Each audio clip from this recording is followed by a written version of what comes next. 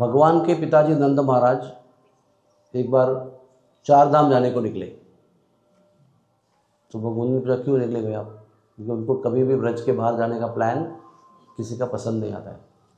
बोले जब भी आपका जन्म नहीं हुआ था तभी हमने एक वादा किया था कि आप हमको पुत्र प्राप्ति होगी तो हम 4 धाम की यात्रा करेंगे।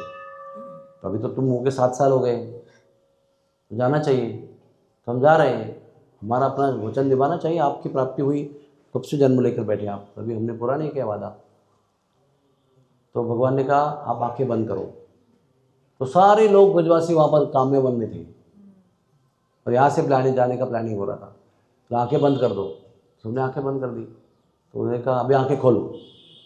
जब आंखें खोले तो सारे ब्रजवासी बद्रीनाथ, केदारनाथ, गंगोत्री, जमुनोत्री के बीच में थे। सब दर्शन कर रहे हैं। यहाँ गंगा जी आ रही है, जमुना जी आ रही है, यहाँ पर केदारनाथ, बद्रीनाथ सब दर्शन किए और फटाफट सब स्नान किए। गंगा जी में भी किए, जमुना जी में किए, सारे तीर्थों का, हर की पौड़ी, हरिद्वार सब कुछ प्रकट हुआ। तो उसकी विशेषता क्या पता है आपको? कोई बर्फ नहीं है, कोई हजारों मीटर की ऊंचाई नहीं है, कोई ऑक्सीजन का प्रॉब्लम नहीं है। ये उसकी विशेषता है। देखो वो धाम जो है ना, जो भी बाहर के आके यहाँ पर बसते हैं, तो वो धाम की अपनी एक पोटेंसी होती है, एक शक्ति होती है। आपको हर धाम का एक शक्ति, आप यहाँ पर कोई जाते हैं तो आपको ये चाहिए, वैष्णो देवी में कोई जाता है आपको ये चाहिए। वो सारे अपनी अपनी जगह पर अपनी शक्ति को लेकर बैठे हुए हैं। लेकिन वही लोग जब आकर यहाँ पर बसते हैं तो इस धाम के संग से इस धाम का गुण वो स्वीकार कर लेते हैं। इस धाम का गुण क्या है? कृष्ण प्रेम देना। नरसिंह भगवान इतने खूंखार है, मायापुर में बैठे ना तो महापुर में जैसे कोमल हो गए, वो कृष्ण प्रेम देने वाले बन गए अपने जो नरसिंह भगवान है। क्योंकि मायापुर में जो अधिष्ठात्री देवता है, जिसका धाम है, वो तो औदार्य देवता है, तो ये भी औदार्य बन गए। वो बाहुबली में डिफरेंट है वो, लेकिन यहाँ आएंगे तो औदार्य भाव में आ गए वो। उसी प्रकार से वो 4 धाम इतने जाने में कठिन है, दुर्गम है, इतना कष्ट होता है चढ़ने में, उतरने में, रहने में, बर्फ में, क्या क्या होता है उधर। लेकिन ये सारा चीज़ जो है ना आसान कर दिया उन्होंने। यहाँ पर कोई भी कष्ट नहीं है। 2 मिनट के अंदर आप जा सकते हो, 5 मिनट में केदारनाथ चढ़ सकते हो यहाँ का। और वो जो लाभ वहाँ मिल रहा है वो मिलेगा ही आपको, वो कष्ट वहाँ हो रहा है वो भी नहीं मिलेगा आपको। ऊपर से आपको वो धाम के लाभ के साथ कृष्ण प्रेम भी मिलेगा। ये विशेषता है। केवल धामों को प्रकट करके बिठाया नहीं, यहाँ पर सबको अभी प्रेम देने की शक्ति भी प्रदान कर दी भगवान ने उनको। इसलिए गया कुंड में श्राद्ध करेंगे तो पितरों का मोक्ष होगा, उनको कृष्ण प्रेम भी प्राप्त हो जाएगा। तो केदारनाथ में भी वो बड़ा नंदी है ऊपर एक, उसके 4 पैरों के बीच में केदारनाथ का लिंग है। Huge bull is there, stone, उसके 4 पैर के बीच में केदारनाथ का लिंग यहाँ पर प्रकट हो गया है। वहाँ पर भगवान का मुंडन का उत्सव हुआ था। भगवान का जब मुंडन विधि हुआ तो केदारनाथ वेन्यू था उसका। सारे ग्वाल बाल भाग के गए, खेल खेल में, बच्चे थे ना, मुंडन वाले बच्चे होते, तो कृष्ण बलराम सारे ग्वाल बाल भाग के गए। तो पूर्णमासी यशोदा उनके पीछे पीछे गए। एक कवि कर्णापुर बताते हैं कृष्ण कर्णामृत में, उसके पीछे पीछे गए क्योंकि माता को चिंता थी कि ये पूर्णमासी ने उनको कहा है कि जूता नहीं पहनना है आपको ब्रज में। तो जब मैया जूता देती थी ना तो कृष्ण बलराम हमेशा पूर्णमासी का वास्ता देते थे कि पूर्णमासी ने मुझे मना किया है। तो पूर्णमासी के पास गई वो माता, बोला आपने मना किया है? हाँ बिल्कुल मना किया है। वो कह रहा है कि पृथ्वी की छाती पर आप पाँव कैसे दोगे, इसलिए पाँव तो नहीं रहे लेकिन जूता पहन के कैसे देंगे, इसलिए मैंने ऐसा उनको बालक को बताया था। लेकिन वो और पूछने गए क्यों, तो पूर्णमासी ने कहा कि इनके चरणों का स्पर्श ही ब्रजभूमि का जीवन है। जब इनके चरण पड़ते हैं नंगे पैर तो वहाँ पर जीव सृष्टि का निर्माण होता है। देखा उन्होंने भगवान के गौचरण में गए तो पीछे पीछे का देखा, सब जगह पर क्या कहते हैं ना, नहीं, हर चरण चिन्ह में वो सृष्टि निर्माण हो रही है, यानी जीवन प्रकट हो रहा है। Life is growing. Golden border चरण कमल पे सारे पेड़ पौधे निर्माण हो रहे हैं वहाँ पर। भूमि जो है वो शक्तिशाली हो रही है। तो बोले ठीक है, भूमि का ठीक है, पत्थर का क्या? क्योंकि उनको चिंता क्या थी, इसके पैर को कष्ट होगा। चलो जमीन का तो बता दिया, तो पत्थर तो सख्त होता है। तो ये मौके पर पूर्णमासी उनको लेके गई। जैसे ही वो ऊपर चले गए ना, वो पत्थर पे चरण चिन्ह बने उनके। तो पूर्णमासी ने बताया कि जब ये पत्थर पर चलते हैं तो सारे पत्थर मुलायम हो जाते हैं मक्खन की तरह, इनको कोई कष्ट नहीं होता है। देखो आप, तो पैर रखा तो कोमल हो गए पत्थर, पैर निकाला तो वापस सख्त हो गए, तो पैर का निशान बना। आगे पैर रखा फिर मक्खन हो गए, फिर पैर उठाया फिर चरण चिन्ह। ऐसे हर पत्थर, हर पहाड़ यहाँ का जो है भगवान के चरणों के लिए मक्खन से मुलायम बन जाता है। तो केदारनाथ की ये लीला है, भगवान के मुंडन हुआ और पूर्णमासी का ये संवाद जो है यशोदा के साथ संपन्न हुआ। उसके बाद में भगवान एक बार आए यहाँ पर, तो गोपियाँ बोली, अरे हमने सुना है कि आप राम थे। तो मैं तो आपके साथ में रहने वाला ग्वाल बाल हूँ, या कश्चित सामान्य व्यक्ति हूँ, मैं गाय चराता हूँ। नहीं नहीं नहीं, हमने सुना है, हमको पता है, हमको बिल्कुल पक्के न्यूज़ है हमारे पास। तो फिर मना ही कर रहे थे भगवान। तो बाद में फिर होता ना साम दाम दंड भेद, मान ही नहीं रहे। तो बोले देखो, अगर तुम राम का रूप नहीं दिखाओगे हमको तो हम कल से आपसे बात करना बंद कर देंगे, फिनिश्ड। आप बोलेंगे मत करो, क्या उसमें बड़ी बात है। लेकिन जो वैकुंठों का ऐश्वर्य, साम्राज्य, अनंत लक्ष्मियाँ सब छोड़कर यहाँ पर क्यों आए हैं? इनके साथ प्रेम करने के लिए आए हैं, इनका माखन खाने के लिए आए हैं, चोरी करके छाछ बटर खाने के लिए आए हैं, ग्वाल बाल उनके साथ खेलने के लिए आए, गोटी खेलने के लिए आए, उनके साथ क्या क्या करने के लिए आए। और वो बोलेंगे बात नहीं करेंगे तो सबसे बड़ी धमकी है भगवान की। मूर्तिमान भय भी उनसे भयभीत है, उनके लिए सबसे बड़ी धमकी है कि अगर आप बोलेंगे उनको हम बात नहीं करेंगे आपसे, तुरंत भगवान ऐसे ऐसे शब्दों में बड़े, मैं भी दिखाता हूँ, बैठ जाओ उधर जाके। सबको ऐसा बिठा दिया उधर जाके, बोले आंखें बंद करो, अभी आंखें खोलो। तो आंखें खोला ना, अभी आंख बंद मत करो आप, ऑलरेडी आपकी आंख बंद हो रही है। कथा चल रही है, कथा, आपको आंख बंद करने वाली कथा सुननी है, फॉलो नहीं करनी है, ठीक है। तो उस प्रकार से आंख खुली ना जब, तो भगवान दुर्वा के रंग में, हरे रंग में धनुषधारी प्रकट हो गए। बलराम जी लक्ष्मण बनकर प्रकट हो गए, सारे ग्वाल बाल तो वानर सेना बन गई। और भगवान आए ऐसे, उन्होंने रामेश्वर को स्थापन किया, उसका पूजन किया, उस रूप से उन्हें रामेश्वर धाम को वहाँ पर आश्रय दिया।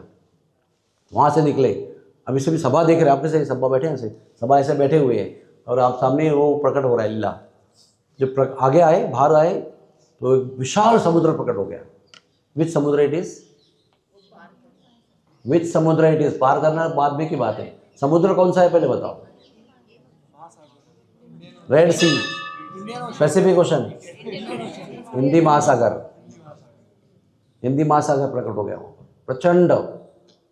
और फिर सब ग्वाल बालों ने राम नाम लिखकर सारे पत्थर तैराए उसके अंदर, और ब्रिज तैयार हो गया। जैसे पत्थर डाला नाम लिख के, वो तैरने लगा, फिर आगे चढ़े, दूसरा पत्थर ऐसा करके विदिन मिनट्स उन्होंने सेतुबंध बना दिया। तो सेतुबंध धाम को भी वहाँ पर आश्रय दिया भगवान ने। जब वहाँ पहुँच ही गए सब लोग, कुछ ही मिनटों में पहुँच गए। अब ये सब ना, वो लीला में बहुत समय लगा था एक्चुअल में, ये तो एक्सप्रेस लीला है, खटाखट हो रहा है सब काम। जब वहाँ पहुँचे, सेना वाना सेना सब पहुँच गई, तो लंका प्रकट हो गई, वहाँ पे अशोक वाटिका प्रकट हो गई। वहाँ से रावण दशानन रावण प्रकट हो गया।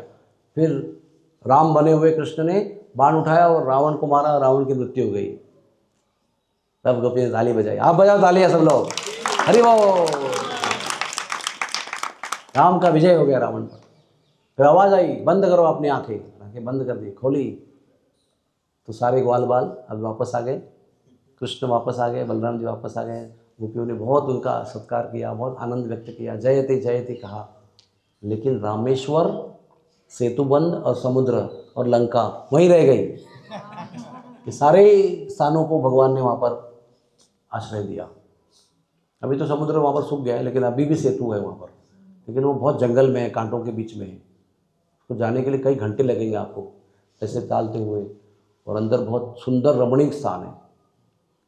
अशोक वाटिका भी है जहाँ सीता को रखा गया था, लंका भी है, सेतुबंध भी है, रामेश्वर महादेव भी है, और उनका भी यही लाभ है। वहाँ जाएंगे तो आपको एक तरह का लाभ मिलेगा, यहाँ पर अगर दर्शन करेंगे तो सारे लाभ के साथ कृष्ण प्रेम मिलेगा। इसलिए ऐसे कहा गया आपको निष्ठा होनी चाहिए उस बात पर। ऐसा नहीं कि जाना नहीं चाहिए, लेकिन निष्ठा क्या होनी चाहिए, अगर आप ब्रज में आ गए तो आपको किसी भी धाम में तीर्थ में जाने की आवश्यकता नहीं है। सभी लोग जहाँ जहाँ आप जाएंगे वो सब लोग यहाँ आके बैठे हुए हैं, क्योंकि धाम की जो पाप हरण करने की शक्ति होती है, वो पाप हरण करने की शक्ति भी इस धाम में आश्रय ग्रहण करके ही वो प्राप्त करते हैं। ये समझना बहुत जरूरी है। तो वहाँ पर भी अभी एक ही लीला नहीं हुई है सेतुबंध रामेश्वर में। क्या लीला हुई है? एक लीला तो ये हो गई जो आपने मुझे बताई, मैंने आपको बताई। उसके बाद में एक बार सब गोपियाँ ग्वाल वाले इधर आ गए काम्य वन में, तो उन्होंने कहा आज हम रामलीला करते हैं, ड्रामा। कन्हैया तू राम बन जा, बल्लू भैया तू लक्ष्मण बन जा, ऐसा करके उन्होंने एक्चुअल ड्रामा किया। राधा रानी सीता बन गई और सब एक फुल फ्लेज ड्रामा हो गया उनका। दूसरी जगह पर एक लीला ऐसी हुई कि गोपियाँ भगवान को बहुत ताने मार रही थी, बहुत ज़्यादा ऐसा गाली दे रही थी। तो भगवान ने कहा आप जानते हो मैं कौन हूँ? मैं राम हूँ पिछले जन्म का। आप मुझे गाली दे रहे हो, आप मेरा गौरव नहीं जानते। अरे है तू कैसा राम? राम मर्यादा पुरुषोत्तम, तो तू चोर है। मैं अभी आपको दिखाता हूँ। तो फिर यही लीला भगवान ने दिखाई। ऐसे विविध प्रकार से भगवान ने यहाँ पर सेतुबंध रामेश्वर को दर्शन दिया है, यानी प्रकट कराया है। भगवान को जरूरत है कि एक ही लीला करते रहे, वही रिपीट करते रहे, वही सेम करते रहे, वही लीला अनंत बार करते हैं। अभी वहाँ बताया ना आपको मोर लीला, एक तो मोर लीला बन के राधा रानी को रुझाया, उसके बाद कितने प्रकार से मोर लीला किया बताया ना आपको मैंने। वो कई प्रकार से मोर मोरनियों को नचाया उन्होंने, नित्य मोर लीला है। वैसे वहाँ पर भी उस स्थान पर जाएंगे तो नित्य रामलीला चल रही है वहाँ पर, पूरा रामायण प्रकट हो रहा है वहाँ पर रोज का रोज। तो ये धाम की महिमा है। यहाँ पर केवल वो रज नहीं है चिंतामणि, यहाँ पर केवल कल्पवृक्ष नहीं है, यहाँ पर केवल जमुना जी गोवर्धन नहीं है, यहाँ पर सारे धाम भी विराजमान है। जैसे कथा में बैठने से सारे धाम, सारे तीर्थ, सारे नदियाँ, सारे संत, सारे भगवान के अवतार, कृष्णा, बलराम, राम, लक्ष्मण, हनुमान जी, सारे ऋषि मुनि एक जगह प्रकट हो जाते हैं कथा सुनने के लिए, उनका संग प्राप्त होता है। वैसे ही ये पूरा ब्रजधाम ही ऐसा है। एक बार यहाँ पर राधा कृष्ण का ये जो वन है ना, ये बाल लीला और माधुर्य लीला, यानी सख्य लीला और माधुर्य लीला, गौचारण और गोपियों के साथ में। काम्य वन भगवान ने बहुत जगह पर रासलीला किया है। काम्य वन भगवान की प्रिय रासस्थली है। तो जब शाम होने लगती है तब तक ग्वाल बाल एंजॉय करते हैं भगवान के साथ। जब शाम होती है तो ग्वाल बाल अस्वस्थ होने लगते हैं कि अभी अब तो छोड़ के जाएगा। और गोपियाँ शाम का ही प्रतीक्षा करती रहती है, दिन भर तड़पती रहती है, अरे ग्वाल बाल खेलते होंगे, ये करते होंगे, मीठी मारते होंगे, उनको खिलाते होंगे, जूठा खाते होंगे। हमारा समय तो सूर्यास्त के बाद में आएगा। जब सूर्यास्त होने लगता है गोपियाँ खुश होने लगती है और वैसा व्याकुलता बढ़ती, कभी होगा कभी होगा। तो एक दिन क्या हुआ, शाम की लीला करते करते भगवान जो है ना अंतर्धान हो गए, गायब हो गए। तो ग्वाल बाल तड़पने लगे, कहाँ गए कहाँ गए, अभी तो जाने वाले थे, पहले ही गायब हो गए। और गोपियाँ वहाँ पर आतुर हैं, कभी कभी। तो भगवान एक पहाड़ पर चढ़े और भगवान ने उस पहाड़ पर चढ़कर मुरली बजाई। वो मुरली में दो संदेश दिए। ग्वाल बालों को बताया इधर ही हूँ मैं, कहीं नहीं हूँ, इधर ही हूँ। और गोपियों को बताया आ रहा हूँ, डोंट वरी, आ रहा हूँ। तो वो जब गुरु ने बताया बजाया मुरली, तो गर्ग संहिता में वर्णन है कि वो मुरली की तान जो है ना, वो सारे स्वर्ग लोकों को पार करते हुए, ब्रह्मा लोक को पार करते हुए, ब्रह्मांड का आवरण पार करते हुए, कारण सागर को पार करते हुए, कारण विष्णु को दर्शन देते हुए वो गौलोक तक पहुंची। विरजा नदी को पार करते हुए, ब्रह्म ज्योति को पार करते हुए, वैकुंठों को पार करते हुए गौलोक में पहुंची वो मुरली। इतना सुंदर मुरली का वादन भगवान ने वहाँ किया। और वो चरण चिन्ह है भगवान के। जब मुरली बजा रहे थे गाय भी दौड़ के आई, गाय के भी चरण चिन्ह है, लकुटी के भी चरण चिन्ह है, एक आधा चिन्ह है, एक पूरा चिन्ह है, लेकिन वो पहाड़ पर है, चढ़ना पड़ता है उधर बहुत। और उसके सामने एक लुकलुक कुंड है, उधर भी जाना भी बहुत डिफिकल्ट है। लेकिन लुकलुक कुंड की ये लीला है कि लुकलुक कुंड में कृष्ण बलराम ग्वाल बालों के साथ में लुका छुपी खेलते थे, ब्लाइंड फोल्ड। लुकलुक कुंड तो सारे गोपियों के साथ खेलते थे, कभी कृष्ण के साथ, ग्वाल बालों के साथ खेलते थे। ऐसे विविध वहाँ पर लुका छुपी की लीला है। बहुत साल पहले, कम से कम 30 साल पहले रमेश बाबा के साथ में हम प्रत्यक्ष चल के वहाँ पर गए थे। उन्होंने खुद उनका दर्शन करवाया था। अभी वो कुंड अभी उस समय लुप्त हो रहा था, लेकिन फिर उसको दोबारा किया गया। 2 लास्ट लाइन, जब भगवान दंतवक्र को मारने के लिए आए मथुरा में, दंतवक्र को मारा, उस बहाने उन्होंने ब्रज में प्रवेश किया। सारे ग्वाल बाल जो मरने वाले थे हृदय में, उनको जन्म दिया, दर्शन दिया उन्होंने। तो तब गोपियों के साथ में सब जगह विहार किया उन्होंने। तो वो उनकी द्वारका की बातें भी करते थे कि आप तो द्वारका में रोते थे, तो उधर गोमती नदी का निर्माण हुआ था, द्वारका में सागर है, आप वहाँ पर राज्य बसाया, हमको दर्शन कराओ उसके, हम वहाँ नहीं आएंगे, हमको यही कराओ। तो भगवान ने गोमती नदी को गोमती कुंड के रूप में प्रकट किया कोशी में, और समुद्र को रत्नाकर कुंड के रूप में प्रकट किया। द्वारका भी यहाँ पर कोशी में विराजमान है। Koshi is not different from Dwarka, ऐसा है। वृंदावन में भी जगन्नाथपुरी है, पता है आपको? जगन्नाथ घाट है ना, वहाँ पर जमुना के माध्यम से जगन्नाथ के विग्रह ऐसे तैरते आए हुए थे, वो जगन्नाथ घाट में विराजमान है। तो वृंदावन में जगन्नाथपुरी भी है, सब कुछ है। Hare Krishna Krishna Krishna Hare Hare, Hare Ram Ram Ram Hare. Thank you very much. Hari बोल।